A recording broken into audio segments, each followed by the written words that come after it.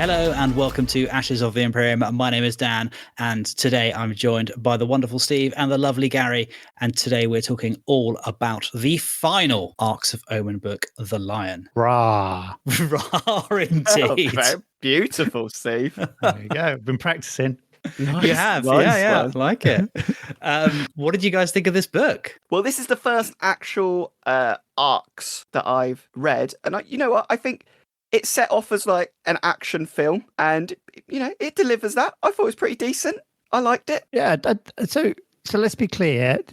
This is the final one, right? Yeah, and it certainly sells itself as, or it comes across as the grand finale, doesn't it? Well, does it? We'll talk about that maybe later. Okay. Yeah. I enjoyed it. It's Gary's hit nail on the head. It's high octane, adrenaline fueled, all lots of big baddies, all having a big punch up. Some really nice bits in it. I really enjoyed. So yeah, and it's good to have a Primarch back, isn't it? Absolutely, another one. I feel like we're almost running out of Primarchs to bring back. So He says, I can't believe they just released another Chaos one. "Oh, but drum roll, Gary." And this is coming from a Blood Angels fan, so I'm just much like the characters in the book, a little bit sad that our Primarch will never come back. If they do another one, they might do Sanguinius. Well, to be fair, actually, I have had a thought about this. So I think they could probably do like the spirit of Sanguinius or something like that. In the same way that in the Warhammer Old World, you had Durthu, the Tree Man character, and now that same unit is then called the Spirit of Durthu, and it's just the same model. But like you could have like the Sanguinor, comma the Spirit of Sanguinius, or something like that, and you could just release the Sanguinor as a Primarch-sized model. Yeah, I mean. I don't think anyone would not buy a sweet plastic Sanguinius, would they? I certainly would. Yeah. So we'll have a bit of a previously on Arks of Omen, just to kind of refresh the listeners with where we're at with the story, because the story it's had its perhaps ups and downs.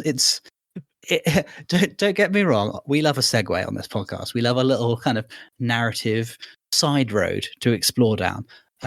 I feel like, the Farsight episode was that narrative side road. We've got a story about chaos versus the Imperium, and then suddenly there's just this random, Farsight side note, whatever. Whose new model's really nice. Well, where's my Snickrock Arks of Omen book then? Yeah, that's fair. Well, he's so sneaky. He is. Yeah. He didn't even sneak in there. I think Lionel Johnson's the hide and seek champion of the 41st millennium, isn't he? Definitely. I mean, I think that is possibly that I had to reread the first couple of bits because I just have no idea where he came from. He's just training on a Blood Angel ship. And I was like, how did he get here? Yeah. True mystery. Like a good podcast host, I obviously read this book far in advance of recording this evening, and definitely not immediately before we started recording. But also today on I thought I was going to be the latest to reading it. No. I was quite happy when I got the message from Steve this morning saying I've just finished it. Like, okay, I'm not doing too badly then. Well, we'll just forget it, won't we? We're all so absent-minded. If we read this like a week ago, that would be it. Me, my ADHD and deadlines they just don't work well together. So if I leave it to the last minute, it will only take a minute, and that is why I'm forever late. But today we're recording this today on the 11th of April, and we'll be releasing this I think on the 15th of April, when the Dante model, the Lion model, and the Lion Arks of Omen book, as well as like a lovely limited edition Black Library Lion book, goes up for pre-orders. So if you're listening to this and you wanted to try and order that limited edition Black Library book, tough luck, you're probably too late. So by the time you get 3 minutes into this podcast, it'll probably be gone. But hey, whatever. I'm sure you can buy it for £700 on eBay. But to be fair, 3 minutes in, you are halfway through the Farsight episode. So we start the book as Gary says, in this weird awkward bit, and the article that was released today on the 11th about Dante, Commander Dante is back and burning holes in heretics with his new data sheet. Right at the end of the article, it says, Commander Dante has been as active as ever, crossing the Rubicon Primaris. Commander Dante has been as active as ever since crossing the Rubicon Primaris, and has spent his time tracking down a strange phenomenon, terrorizing isolated Bale fleets. Upon boarding his first Ark of Omen, Dante found the place deserted, save for piles of heretic Astartes corpses and some oddly spectral plant life. What kind of being could commit such wholesale slaughter on the forces of chaos, with a fondness for forests and a millennia-old grudge to settle? Your guess is as good as ours, but if anyone deserves credit for finding the Imperium's next great savior, it's the good commander. And I nearly linked this article to you guys on our little WhatsApp chat. I mean, yeah, it's kind of needed. Being like, oh my God, like I wonder who this is. And I went, oh no, I won't do that because it'll reveal to the guys that I haven't read the book in case it's mentioned in the book. And then I opened up the book, and as you say, like beyond the kind of little paragraph of introduction, you then go straight into a double page spread of effectively Lionel Johnson training on a kind of in like a training area on the battle barge of the Blood Angels. And you're like, how did he get there? Before we skip past it, I want to go back to what you're saying about that little segment on Dante's data sheet, because it sounded like the end of like a college movie. Like, since crossing the Rubicon Primaris, what's Dante been up to? It's his LinkedIn account. Or like a BuzzFeed article. It's like, what's he been up to? There we go. It's great. It's lovely. Yeah, I mean, I think the fact that we kick this off with my favourite thing in the book, which are the Risen. Yes. Which are so cool. So they're basically the Fallen that Lionel Johnson has looked around and basically decided, you're not actually chaos. You're a good person. Come with me. And they basically start the Risen, which is, to be honest, they started on like an 11 with that for me. So it was hard to beat it because they were super cool. Yeah, I think for me that's, he's the man to bring the chapter back together, isn't he? He's going to get the band back together, isn't he? So, that was a super cool moment.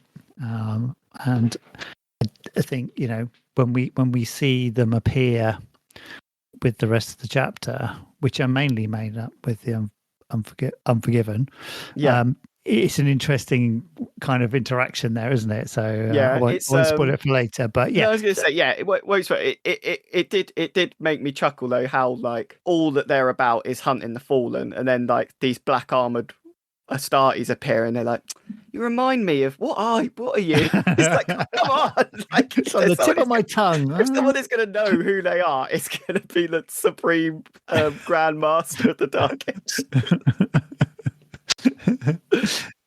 I still love that moment. I think in the Vashtorr book when all these kind of dark hooded figures rock up, like in a blast of kind of teleportation light, and they're all like, "Oh, it's the Fallen!" And they're like, "No, it's just the Alpha Legion and Wordbearers with some hoods on." And the lights are off. And whereas this time, when the Fallen actually turn up with a new rebrand of the Risen, they're like, who are you guys? Like, what are you doing here? It's all about branding, guys. It's what it's about. Remarket yourself. You can do anything you want. Great PR campaign. Right, Dan, come on. So we start off, stick to the stay on target. We launch into effectively Lionel Johnson having been found, and just immediately prior to that, there's a little kind of like narrative snippet saying that effectively the Blood Angels chapter master Dante has been kind of chasing these little warp signatures around the galaxy, and it says many eyewitnesses stray into lurid mythologizing. However, certain similarities persist. He is a warrior, the being that they are chasing, who's got all these different names called the Unforgiving Knight, Tyranny's End, Beast Slayer, the Cowled Giant, etc. And he is a warrior, larger than any battle brother, but clad in ornate power armor. He goes hooded and cloaked. He bears a mighty sword and a glowing golden shield. He steps from the shadowed roads of a dark forest that is not truly there. His hatred of chaos in all its forms is absolute. His slaying of monsters and tyrants, swift and thorough. Sometimes he fights alone, sometimes accompanied by black-armored Adeptus Astartes, whose nature remains mysterious. And you just think, whoa, like, that's suggesting it's the Lion. Like, I wonder how we're going to find the Lion, what his return's going to be like. The context within this galaxy-shifting narrative change is going to happen. And then you go on to the next page, and it's like, yeah, sup, guys, on the Lion. I'm aboard this ship now. And he could just disappear as well. He seems like a terrible guest. Doesn't hang around to do the dishes, does he? No, he's just gone. He's like, oh, okay. It's like Dante becomes a parent. And then the narrative switches over to the Dark Angels, who, if we cast our minds back to the end of the Vashtorr book, were interrogating some heretic Astartes, and they were kind of thinking, they'd been told about the Somnian stars, which is where they'd been led to believe that Vashtorr was building assembling the key fragments to this thing called the key that this whole narrative arc is all about. Narrative arc, is what it is. Dad, and they were like the name of the book. Smooth. You can't see it, but I'm doing finger guns. So you think, okay, is this going to be a trap? What's going to be happening there? Is there some? What did you guys think before you got to this bit in the book? What did you think might be happening over in the Somnian Stars? Steve, what was on your mind? I mean, I think even the interrogators kind of went, hang on a minute. I think it felt like a trap. I didn't know what they were trying to get. What were they trying to do? They kind of almost had the rock at some stage. So it didn't feel like they'd fumbled the ball on the first encounter with the rock, so they then had to do the trap. We kind of get this sense that Vashtor's got these, complicated machinations and plans and everything's, he's like 10 steps ahead of us and all this sort of kind of stuff. So it kind of felt like there had to be something, a reason for this. But yeah, and we see the good guys kind of going prepared, trying to scout ahead, trying to understand what's actually going to be there when they get there. So yeah, it works as a setup. I find it's this become a slight narrative cliche where there's a trap. How's the best way to find out what happens? Activate the trap. See, to me, that is very much the worst way to find what is going to happen to you in a trap.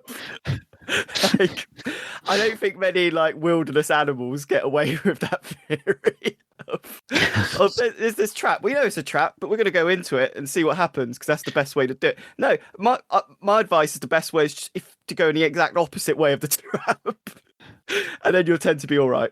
That's my verdict on it. But although had they not sprung the trap themselves or gone to the location of the alleged trap, they wouldn't have then found the engine, which they did, didn't they? And what was the engine? So we have the to be fair, I thought this part was really cool. I genuinely do like what wasn't it?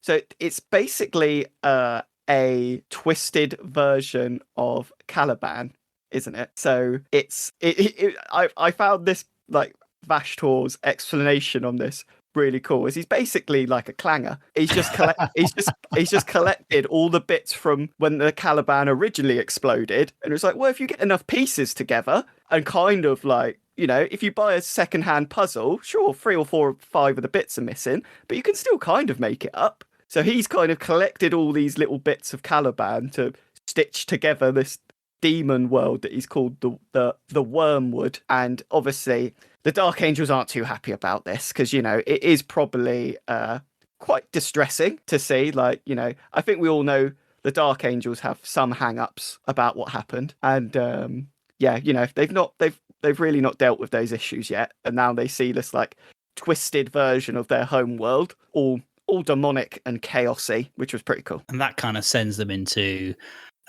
effectively a rage overdrive. They're kind of overcome with as you say, lots of that's probably a real trigger point for them, seeing their beloved homeworld in a kind of heretical shadow of its former self. I mean, Caliban was pretty covered in quite a lot of chaosy things, wasn't it? That's what the knights were all about, going and destroying. So I assume it's just wrapped up a little bit. But there's and it's effectively been made into this kind of dark Mechanicus demon planet. And there is a big old summoning pool there as well. There is. And who do they summon? It's another angel. Yes, the red angel. In the red corner we have. Yeah. And now you might. Where are the blood angels? Which corner are they in? This is a very confusing triangle. This is just it's the last book. Just think of this as a Royal Rumble, Dan. That's basically what happens. You have the first like contenders in the ring, and then the bell rings, and another big name comes out to join in. They get to tag him in with the metal chair. Yeah. I mean, you get Angron appearing, don't you? And Angron does the thing that Angron does, which is smash. Yeah. And this is, again, like, love the Angron model. I find the narrative for Angron as a character a bit, what's the word? One-sided? One-dimensional? It's a bit one-dimensional, isn't it? One-dimensional, yeah. And I think in this aspect, it's fine, because it's only, 5 or 6 pages, where I can imagine a whole Arks book on Angron to be a bit, laborious, because it's, that is what Angron is. That is what World Eaters are, It's not to get anything, not sullying their name. They blood for the blood god. Yes, and indeed skulls for the skull throne. Exactly. They know who they are. That's a great thing. At least their branding and narrative is consistent, right? Yeah, exactly. You know what you're getting. Not like these Dark Angels. Like, we're going to kill all the fallen. No, we're going to fight alongside the risen. Well, pick one, lads. Yeah. Pick a side. Oh, wait, you can't do that either. you know who I thought would have a bigger part in this book? Abaddon. Yeah, he plays this kind of not quite puppet master. He's a bit, I'm going to say it, Dan, he's a bit of a voyeur in this. He just kind of watches. Yeah. I think that's okay, because he's never really truly trusted Vashtorr. He's just too much of a demon for me to really trust him. And I think for him to go wading in, it's like, yeah, you carry on, son. If you can get this to happen, then that's all good. But I think it kind of works for me. Yeah. I do like it near the end where Abaddon actually says, you know what, I like this demon. It's like, he's not like other demons. I like him. He sticks to his guns. I like it. It's like, that's quite weird for Abaddon to say. A little nascent bromance going on, haven't we? I think that's like the nicest thing from this book. It's just like, oh, Vashtorr and Abaddon are just mates now. They've created this horrific demon world that's going to go munching through the webway, but But excellently segued onto the point of this aberration that they're creating called the Wormwood, the artist previously known as the Interstellar Caliban. Pac-Man. Absolutely, so they basically created this big Pac-Man machine, planet-sized demon monstrosity, which is going to kind of eat its way into. It's like a tunneling thing, and it's going to tunnel into or make new webway tunnels kind of between reality and the warp. So in the kind of like the bit of unreality that the webway exists in, this machine can kind of burrow into. And it has 3 kind of prime fragments, and we've got they've got 2 of them, which is one's the plague heart and one is the Ouroboros, and then this other one which is what was the other one, Gary? The Tucha Lucha engine. And what was the other one, Steve? The Tumultuature. Where's the M come from in that word? I love no, don't mock Steve. I love that he's gone with it. He's happy with his leave him be.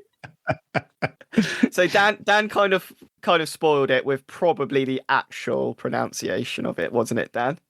Well, so listeners, I'd love to please send us a voice note or something. Email over to ashesoftheimperium@gmail.com. We'd love to hear your pronunciation of them, and perhaps we can collect a bunch of them and play them on the next episode. But I suggested that perhaps the CH, the 2 CHs in this word were a hard C, like chaos, and it was Tukolka. Yeah, which kind of makes it sound like it's a thing. Yeah. Stutter. Now I'm struggling with it. It's like being 15 again and having a terrible stutter. The Tukolka engine. There we go. I think that makes sense. And actually, I Googled it because I thought maybe this is a thing. A bit like when we had what's the AI called, Steve, from your program? That's Aurak. And then it keeps saying the same word but differently. Plasma. That sounded like Steve had recorded that a while ago. And he was just playing that. He'd forgotten how to stop for me. You're like one of those Mr. T's in your pocket kind of thing. You just kept on pressing that. I really enjoyed that, Steve. Thank you. You're welcome. Available for parties and barbecues. Yeah, fantastic. Oh dear. So in all that, in the midst of all that, I didn't actually catch what was it? The Auric, is it? Aurak. The Auric.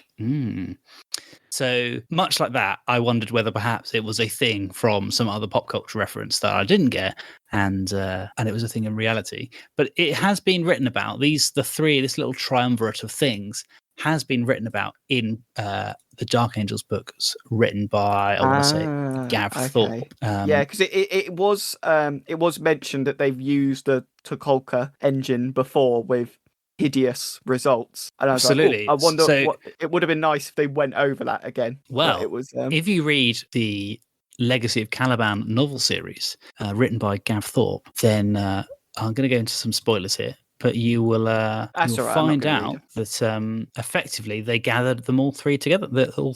So the Tucholka engine is an ancient sentient device and possible warp entity of unknown origin. Tucholka is part of a triumvirate of similar entities, the Ouroboros and Plagueheart, which when combined... So they've all been mentioned, okay. Yeah, they have been.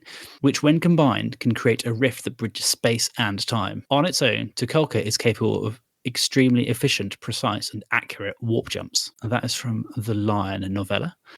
During the Horus Heresy, Tucholka was discovered by Lionel Johnson in the Perditus system after Death Guard under Callus Typhon, which also sought the artifact. The Lion prevented Callus Typhon of the Death Guard from acquiring the engine for his own twisted ends. And was determined to use it to defeat the Night Lords and their Primarch. Lionel Johnson began to frequently converse with the Tucholka in the aftermath of the battle, confiding with it above all others. And that's from the Angels of Caliban novel, which is the 38th one in the Horus Heresy series. Dear God. There's so many books. Oh, how many are there? I'm just going to dip my toes into this. What number? 38. Okay, cool. I've just gone into Lexicanum. As of 2019, there have been 54 Horus Heresy main novels published by Games Workshop. Of them, 16 are anthologies of Horus Heresy novellas, short stories, and audio dramas. So did he win? Lionel Johnson's got the Tucholka. He's confiding in it. During the attempts to breach the Ruin Storm and reach Terra, Tucholka demonstrated the limits of its own abilities. It honestly told the Lion that it could not navigate the storm to Terra on its own, frustrating the Lion. At some point towards the end of the heresy, Tucholka became embedded within the rock. Just sounds like he was being honest. Yeah. He put it in the naughty cupboard. Yeah. So it's just like, mate, you're asking a lot of me here. I can't do it on my own. and then I've listened to you moan after every battle. I've listened to you confide with me above all others. You've taken my wheels off, so I can't leave the room anymore when you try and talk to me about these things. I've just been honest with you. I can't navigate this storm. Right, there you go, under the sink. So that's where you live now, under the sink. Take that, Tucholka. And it has been written about in the 41st millennium. So much later, in the 41st millennium, Cypher revealed that Tucholka was embedded within the rock, and that the Dark Angel's dark history of the Fallen could potentially be changed by finding the other two engines and changing history, which, as we know from many bits of fiction previously written, changing time always goes very, very well, doesn't it? Absolutely. Guaranteed win. So does Cypher, do we now take the sword off the Cypher model? Yes, I think anyone that owns the Cypher model now needs to take the Lion Sword off. Yeah. I'm honest. I actually really liked this book as I said, I think you go into it, it has no disillusions that it's going to be anything other than a Royal Rumble smashdown. And the one thing that I did think, that's a shit. I thought Cypher would appear at some point. I thought Cypher was going to be leading the Risen. Yeah, and also, at what point did Cypher give Lionel Johnson the Lion Sword? He was hanging out with the Blood Angels as well. Was that mentioned? No, I'm just assuming. He's the Blood Angels. Dante's just got a room, and it's got Cypher, Lionel Johnson, Rogel Dawn, other than one hand, is in there. Oh dear. Yeah, so it's I think seeing Cypher play a role here would have been cool. He certainly played a role in that bit that I was mentioning. So just to finish off, he also warned that Astellan and Typhus both sought the engines as well. Eventually, all three devices were gathered, and a warp rift was summoned over the ruins of Caliban, convinced by Ezekiel to leave history be and trying to prevent nearby fallen forces from accessing the rift first. Azrael destroyed the rift and presumably the three devices. And that is all we know. There we go. Till now. And so, fast forward till now, Vashtorr and Abaddon have assembled 2 of these, the Ouroboros and the Plague Heart, and they have assembled it into the Wormwood, which is the planet that was previously Caliban, like a reassembled chaotic demon version of Caliban. And Tucholka, as we've just discussed, is embedded within the rock. Yeah. And who has just rocked up into the... Who's just... Dan, you just said rocked up. Oh, there we go. Oh, that wasn't even I intentional. know. That's amazing. Well done. I loved it. And who has just manifested themselves into real space right next to this 3-piece puzzle with one of the missing pieces? It turns out it was a trap after all. Turns out it was a trap. This thing that we definitely know is going to be a trap because we've said it, turns out to be a trap. So I've got a question. I've got a question for you. We definitely knew from Vashtorr that there were multiple components spread across the galaxy, which is why the Arks were sent out all over the place. Did they all come together to become part of Wormwood, or did he just need the 3? Did he just need the 3 bits? Well, so the 3 bits were the kind of the core bits. Yeah, they were like the essential bits, weren't they? Without those 3 bits, it wouldn't work at all. I only know this, Steve, from listening to your podcast. Yeah, Steve, this is something we have spoken about before, right? And Steve's just pressing those buttons again. Yeah, same from last week. Auric. So the getting the 3 kind of primary bits, but also assembling the key with as many of the other bits, and it turned out these bits were fragments of Caliban. Right. Okay. So obviously, Caliban exploded at the culmination of the kind of Luther versus Lionel Johnson clash. And the largest remaining fragment of Caliban is the rock. I do like that the Wormwood is basically like one of those nailed it videos when people like try and make something that they've seen. It's like, yeah, it's basically Caliban. It's all right. It's close enough, isn't it? Close enough. Squint, it looks fine. Yeah. I mean, it is absolute epic trolling on Vashtorr's part to make this huge chaosy thing a Dark Angel thing. Like he is an absolute epic Dark Angels of Chaos troll going on right now, which is impressive. And that's why they get super angry and therefore overcommit themselves into making a planetfall assault on this. Which seems a mistake, doesn't it? Doesn't seem like there seem to be a lot of things in the 41st millennium where it's like, with all the technology and all the firepower, what are we going to do? We're going to land on the planet and fight, yeah, street to street. we're gonna fight a demon Primarch. But we're sending the Golden Boys first, and if they get beat up, then we'll bring in someone else. And then it was a bit kind of wasn't very organized, was it? No, and I think perhaps that's because of the kind of the emotionally charged nature of it all. The Dark Angels kind of saw red and almost descended into some sort of black rage, if you will. Ironic given that the Blood Angels then turn up. So, and in fact, the Blood Angels turning up is a little bit weird because they turn up, and I kind of felt like that, like not only to the reader is the reveal of Lionel Johnson being alive and kicking fairly like it's like, oh, by the way, he's here, but also the reveal to the Dark Angels is a bit weird as well. They're just like the Blood Angels turn up. And the Dark Angels are a bit suspicious, as is their want. And the Blood Angels are like, "Oh yeah, by the way, we've got your Primarchs here." Yeah. Look what we found. I think this is a really great awkward phone call. It's like where the Dark Angels are literally just like they've closed comms to Dante and kind of gone, "Is he joking? Like, is this a really badly timed joke? Like, what's going on?" And then they're like, "Where is he, Len?" And he's like, yeah, he's kind of gone already. Yeah. I thought it might turn into like a Weekend at Bernie's style situation, is what I was hoping for. Yeah, it's it's a little bit awkward, isn't it? It's a little bit awkward. I just love Dante for having to. It's like, right, I'll make the phone call. Like no one else wants to do it. I'll do it. Don't worry. But I mean, for when he is for. I know he said Angron can be a bit one-dimensional, but I did love the bit where like a Thunderhawk gunship flies past him and he just like hews it in 2. It's like that's what happens when you fly a Thunderhawk gunship right next to Angron. What did you think was going to happen? And it's not even a Thunderhawk gunship. It's a Thunderhawk transporter carrying 2 Bale Predators. Oh, okay. No, sorry. Yeah. I Which got my then... fun. Hold on. I'm just going to disconnect from the call. I got it wrong. Sorry.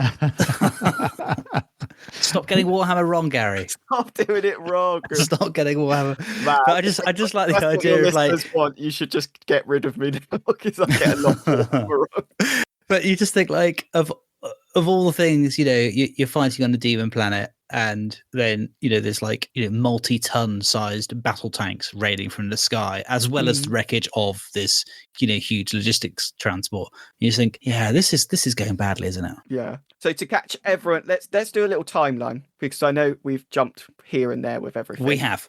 So we've got Dark Angels know it's a trap. They've interrogated heretic Astartes from Vashtorr's attack on the rock, so they know where they need to go.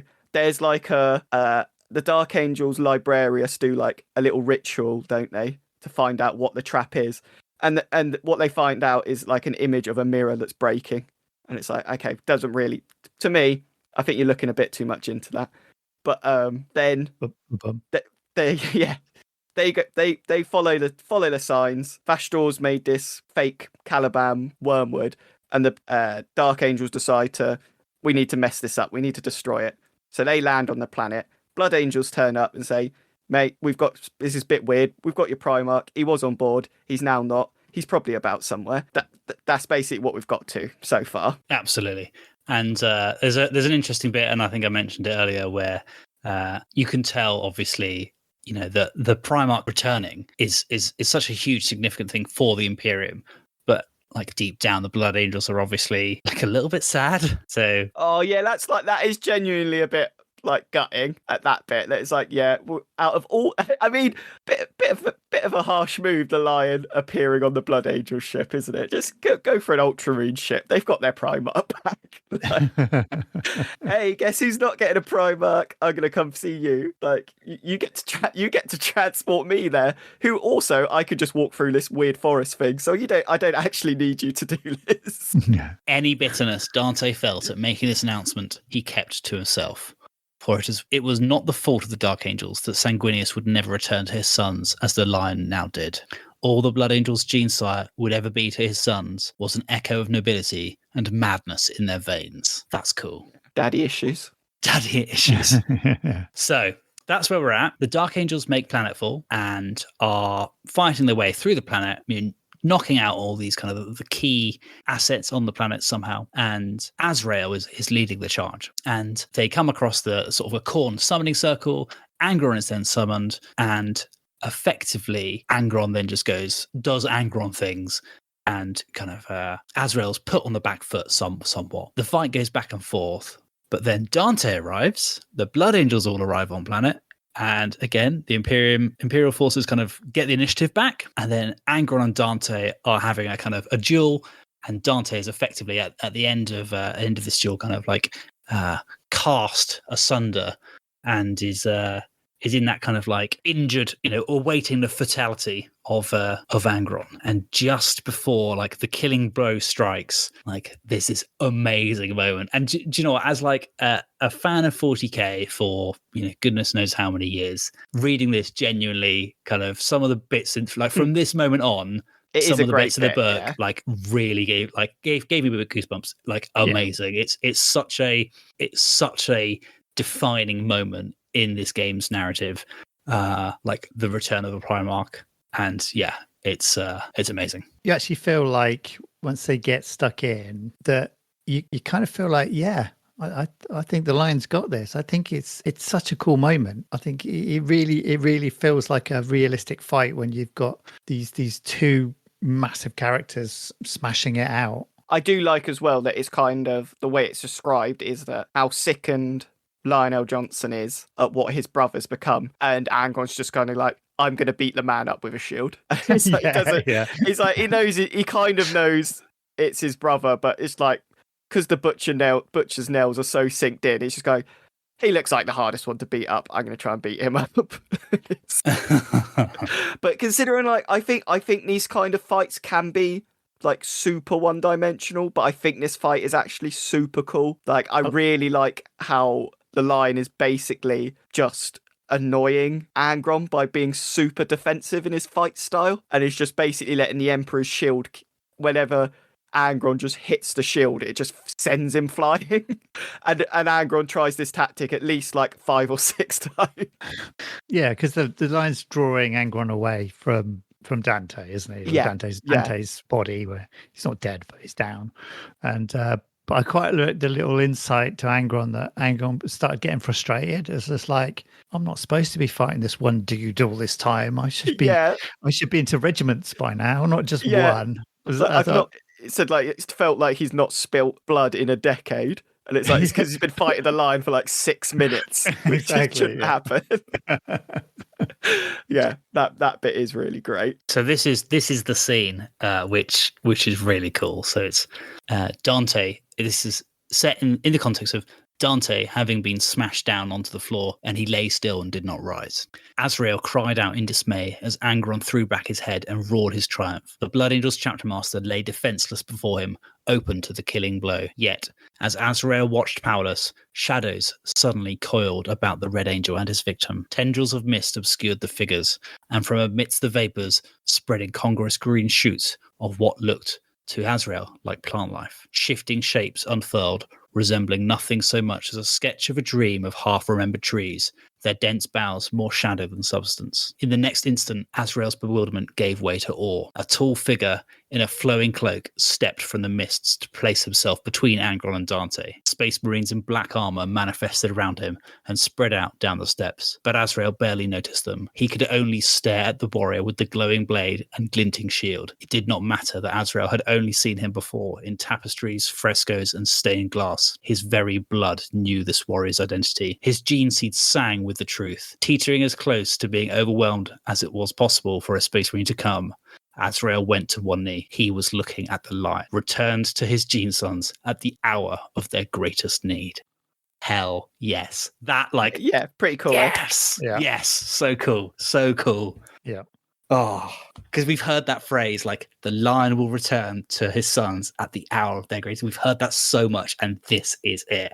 And honestly, it's just got me so pumped. I'm like, I am now going to build an Dark Angels army. You know, just like really. How quickly did you think about changing your? I assume the Craft World Combat Patrol has already gone in a cupboard. No, that's a side project. You know, I think replacing Craft World Space Marines, like. But my Space Marine... Dad, don't try and convince us that you are capable of a main project and a side project. Everything's side project. If you mean side project as in goes in the side cupboard, I believe side project now. Well. But yeah, I think my Astartes project currently is looking at like it's going to be Blood Angels, but reading this I'm just like, oh my god, it's so cool. But really interestingly, what we've seen from 10th edition, the previews so far, it doesn't look like there's going to be sub-faction specific rules. So just kind of briefly segueing outside of Arks of Omen, the rules suggest that the detachment you build sort of give you the sub-faction rules, or almost like the sub-faction rules. So you don't pick Ultramarines and get a load of Ultramarines rules. You don't pick Blood Angels and get Blood Angels rules. You pick like the super bike focused army. And you're like, okay, cool. Well, I can use that for Ravenwing. I can use that for White Scars.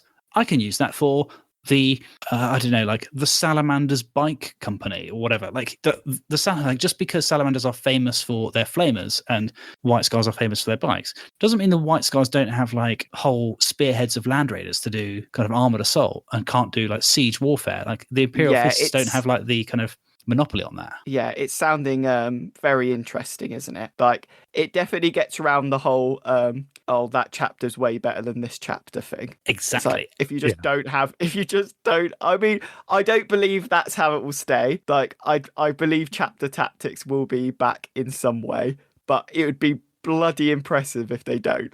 If they just go, no, it's just they have the oath of the moment. That's it. That's what Space Marines do. And there'll be different versions of that for the different flavors of Space Marines. But for me, what's exciting is that I can build an Angels of Death army. I can build a bunch of Space Marines. I can paint some of them red.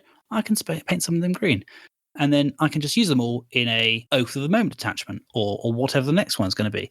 And it means that it doesn't matter that they're different colors, and I can just, for me, that's really exciting from a narrative player's perspective, because it means you can recreate cool moments like you read about in books like this, in the Arks of Omen, where you do have, say, Space Marines from different chapters fighting side by side, and it doesn't matter that they're different colors, and they don't need to neatly fit into specific detachments. Like, this is my Ultramarines detachment, this is my White Scars detachment. You can just say, hey, do you know what? I've got a Space Marines army. Yeah. Some of them are red, some of them are green. They're all working hand in hand because this is to represent the Angels of Death on Wormwood. Yeah, it's super cool. What that kind of style, Rich, as I do on every time I record with you gents, I have to bring it back to the original Vigilus book.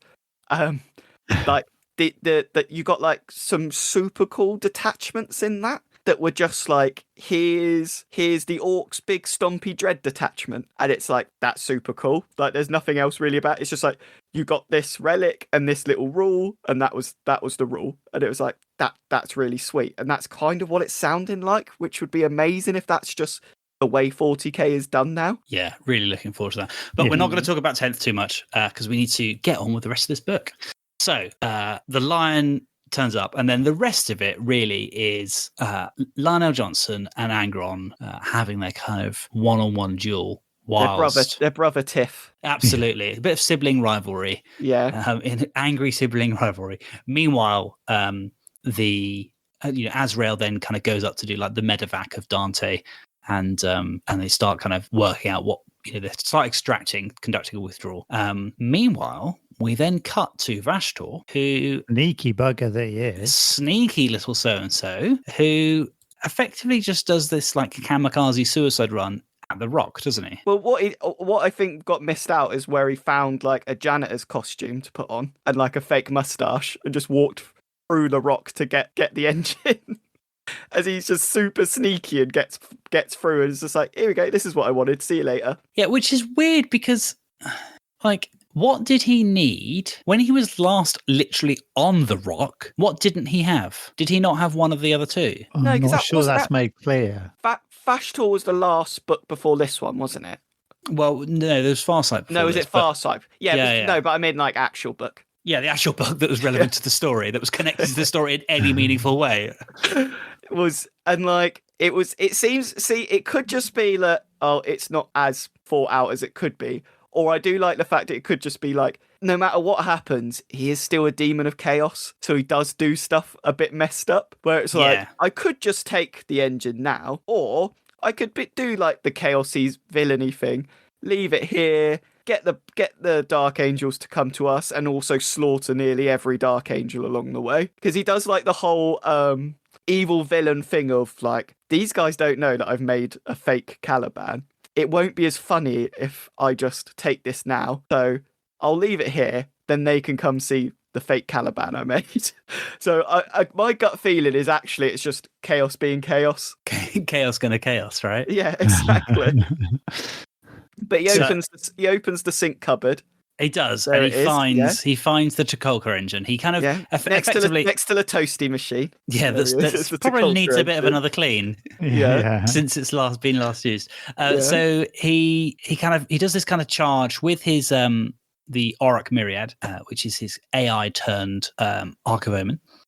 And he kind of charges it at full blast in sort of towards the Rock, and just kind of when he's within sufficient range, he kind of projects himself in a way that only a demon, the kind of Dark Mechanicum demon can, and burrows his essence into the surface of the Rock, and goes deep and deep and deep into the cells, and comes across the cell in which the Tucholka engine is kept prisoner. And effectively, they have this kind of devil's bargain where he's like, cool, do you want to like live up to your destiny and be united with the other two of the little trio? And the Tucholka engine's like, hells yes, I'm down.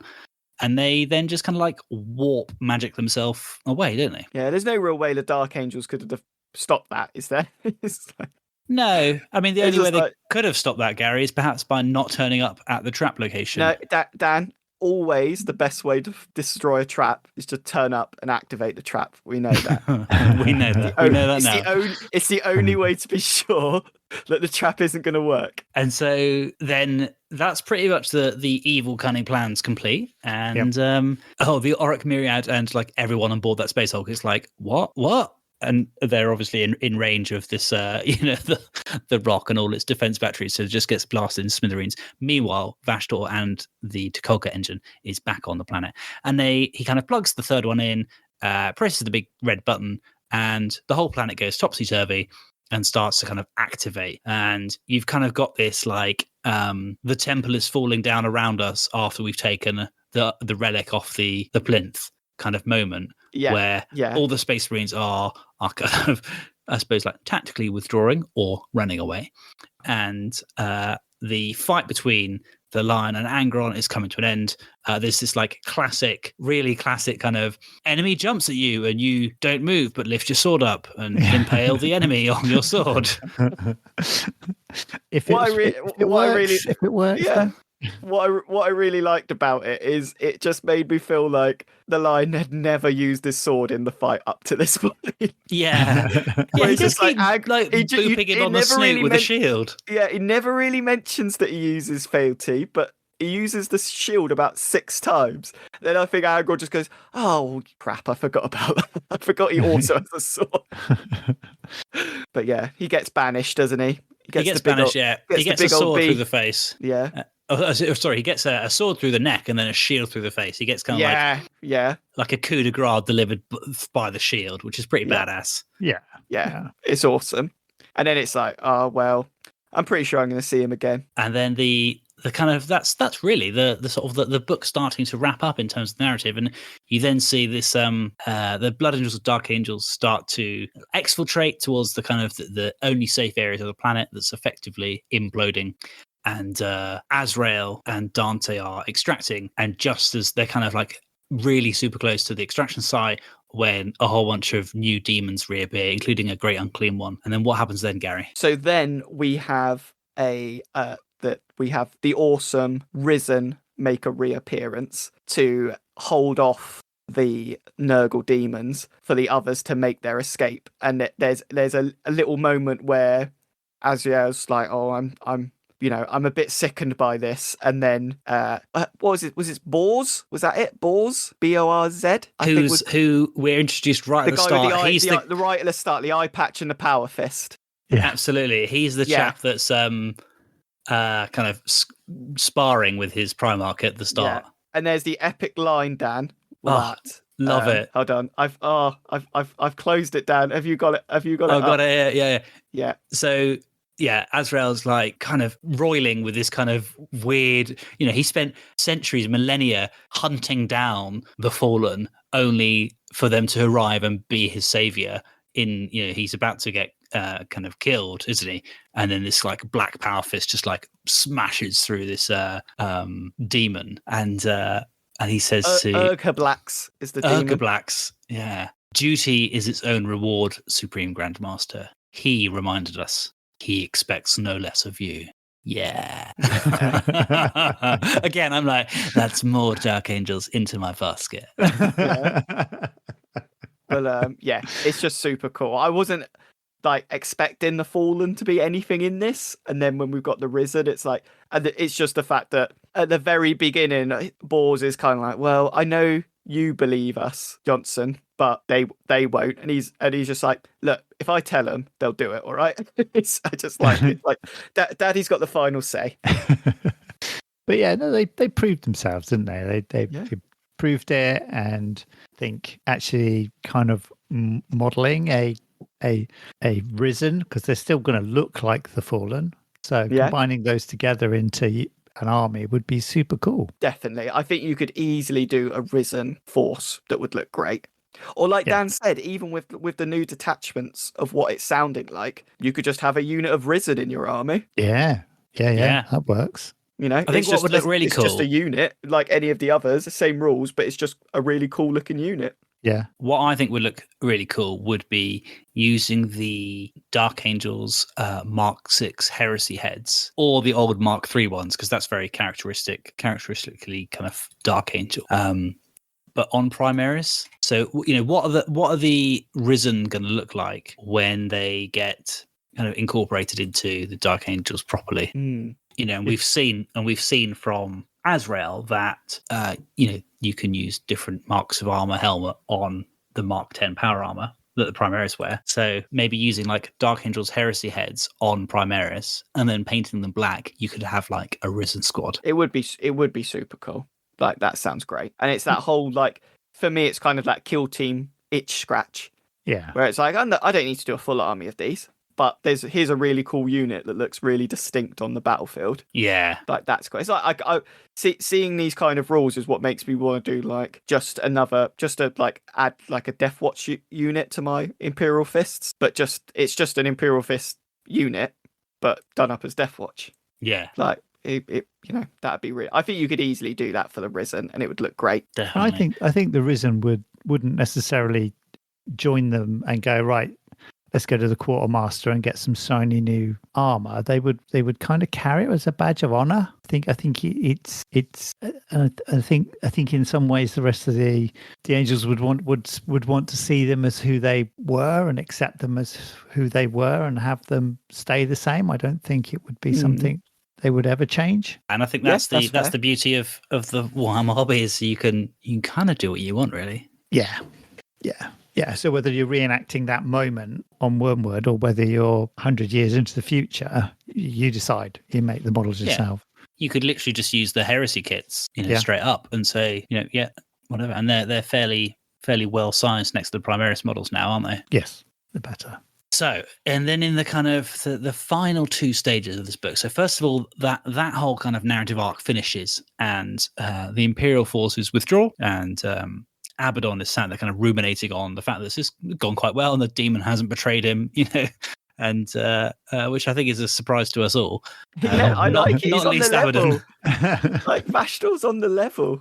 And there's a good few paragraphs here, which is Abaddon felt a mixture of triumph and bitterness as he watched them go. On the one hand, his moment of victory had arrived. The loyalists were fleeing, and he had exacted a colossal butcher's bill upon them. Scores of broken wrecks tumbled through the void, or had been reduced to slowly expanding debris clouds. Between the void battle and the surface war, shocking numbers of loyalist space marines had been slain. The unforgiven chapters might never regain the strength that they had possessed before this day. On the other hand, Abaddon still felt victory was incomplete, especially in the light of the news that Larnell Johnson had stepped from ancient history to rejoin the Long War. The Despoiler could not help but wonder, in the light of Guilliman's Indomitus crusade, what impact a second Loyalist Primarch would have upon the wider strategic picture. Yet for all of that, victory was indisputably his. And Vashtorr's, he conceded to himself, as the Archophane's voice crackled from vox emitters throughout the vengeful spirit. Sounding uncharacteristically gleeful, the demon recommended Abaddon withdraw his fleet to a safe distance. The key had awoken. The dissonance engine was ready. Wormwood lived, and the realm of real space would never be the same again. Now, the hunt for the lock could begin in earnest, and then the weapon. And that's kind of like cut to black, end of film, credits roll, but knowing that we have an upcoming sequel, i.e. Yeah, we've already seen the trailer for the sequel. Yeah. I have to say, it was kind of, it wasn't quite the ending I was hoping for. It was kind of just the beginning of the next bit, if that makes sense. It ends like any good series. It's built. It ends on a cliffhanger and sets it well up for a sequel, doesn't it? Yeah. Season two. I do really hope they pick it up. That's the thing.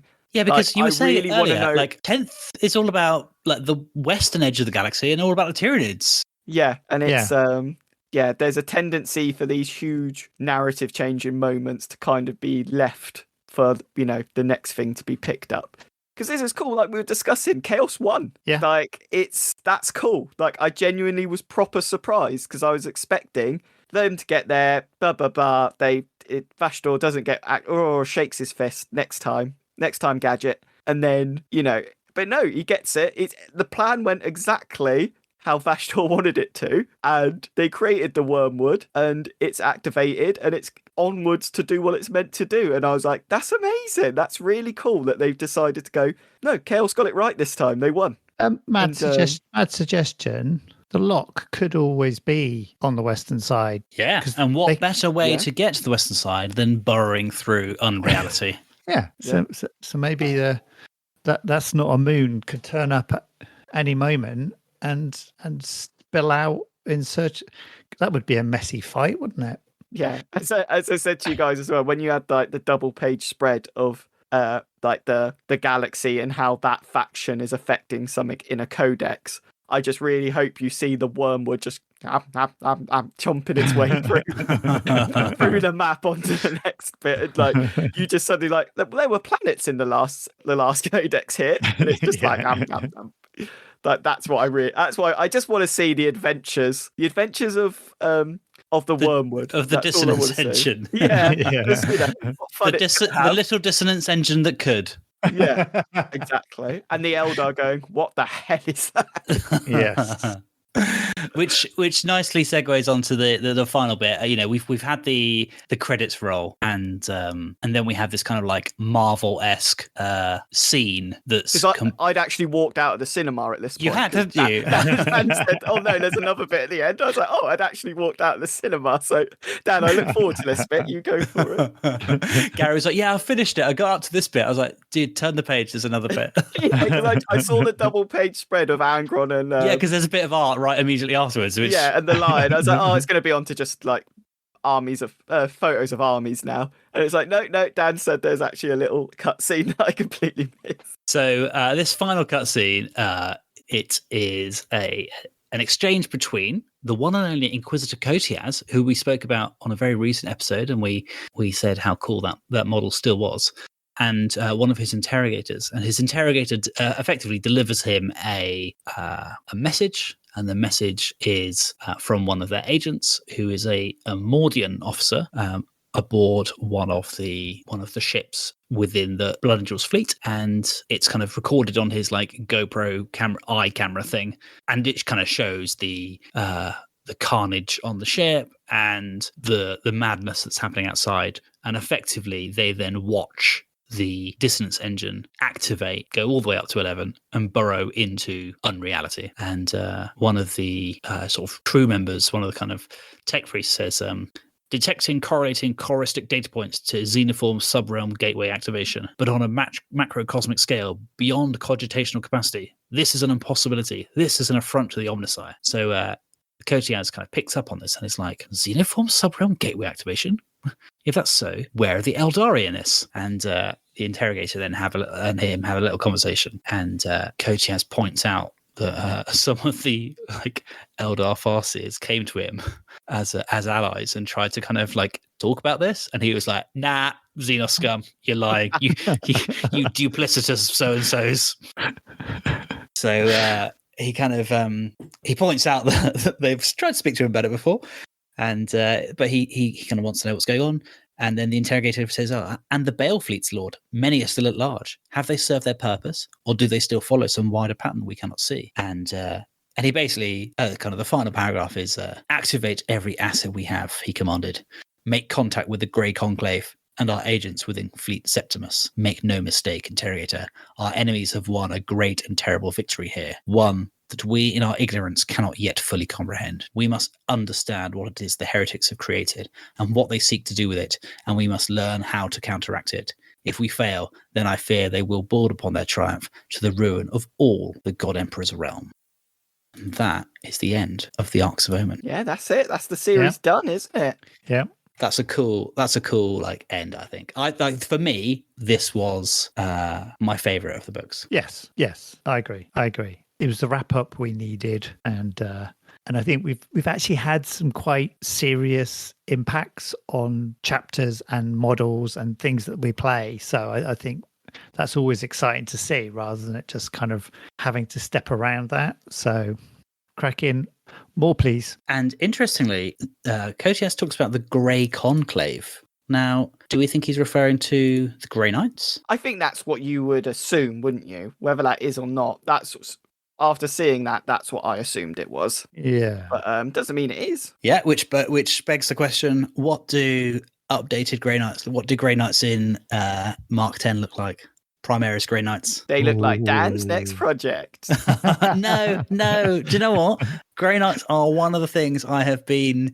I'm not too fussed about. I don't. Grey Knights aren't my thing. There we go. That's Steve. Remember that. Yeah. Remember that. We will etch that on the Ashes of the Imperium whiteboard. Yeah.